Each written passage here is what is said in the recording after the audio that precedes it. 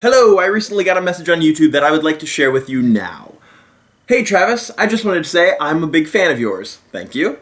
Do you have any tips for people who are new and not really watched on YouTube? I don't care so much about being YouTube famous, I'm more interested in at least having a decent subscriber base. I wouldn't even care if my videos would only get 100 views or so. It can be discouraging when they hardly get any at all. Best of regards, Martin. Well, best of regards, Martin, you ask a rather loaded question, but I believe I can help you. I have two bits of information, advice type things, two of them.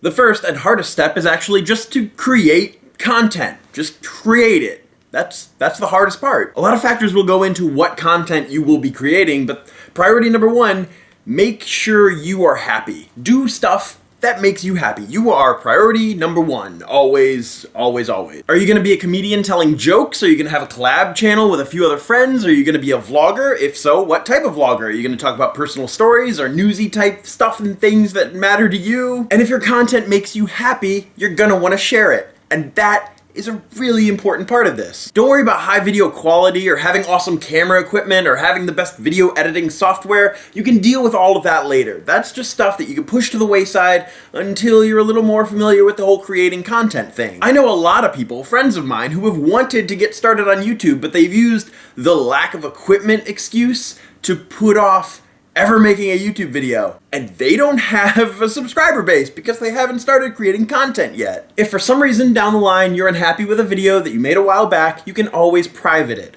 but you can't get better at something unless you take those first few steps. You can look back and say, wow, that video, that's nothing like how I am now. I'm gonna private that so nobody else can see it. Believe me, there are like 20 some videos that I have on multiple channels that I've privated because I never ever want them to see the light of day again. Ever.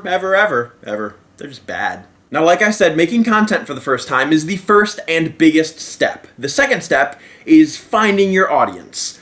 Wait, scratch that. Letting the audience find you. If you post something on this wonderful video hosting website, odds are a handful of people will watch it. That's just a statistical probability. Now, if you post the same exact content with reasonably chosen tags for people to search for, you'll appear in the YouTube search and you will get more views because people searching for those things will come across your video. Whenever I post a video about Doctor Who, I put a ton of Doctor Who tags.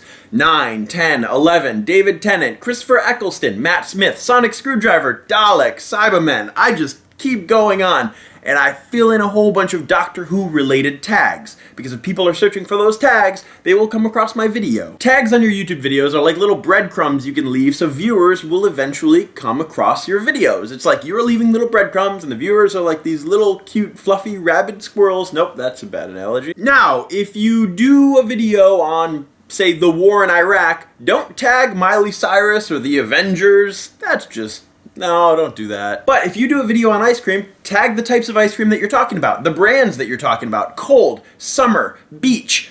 If you tag it, they will come. The thing to remember is that there's an audience for anything on the internet. You know what I'm talking about. There's an audience for any type of video that you want to make. It might not be a mainstream idea or subject that a lot of people search for, but there is an audience. You just need to find that. Wait, no, scratch that. You need to let them find you. It's a very snowball down the hill mentality. At first, you start posting a few things and you start getting some attention, but the more you post, the bigger the snowball gets and the more attention you'll get, and after a while it starts growing. And from the views that you're getting, a small percentage will decide to stick around to watch more of the stuff that you make. But that small percentage only goes up the more exposure you have, so make more videos. If you post one video a month, you will see minimal exposure, as opposed to if you were posting 3 videos a week, you will get a lot more exposure. And in the process that you go through making these videos and posting them online and reading the comments from commenters, you will learn more about yourself and the way that you make videos and the things that they enjoy. What length of videos work for you? People on the internet have short attention spans, hint hint. And if you're a vlogger, you'll be able to hone the pace at which you speak. Now that I'm more comfortable in front of the camera, I've started getting comments from people who are new to my videos, and they're like, slow down, I can't understand what you're saying, you're speaking too fast, and I just take that as a compliment. Thanks. So there you are, best of regards, Martin. Those are my 2 little tidbit, big, gigantic things that you need to remember for when you want to create content for YouTube. 1, create content that makes you happy above all else, and 2, keep creating the content and let the audience find you. So keep at it, buckaroo. Nope. I'm not a cowboy. I shouldn't say stuff like buckaroo. Nope. And if you're a vlogger, you will also be able to hone the pace at which you talk. Speak. And if you're a vlogger, you will be able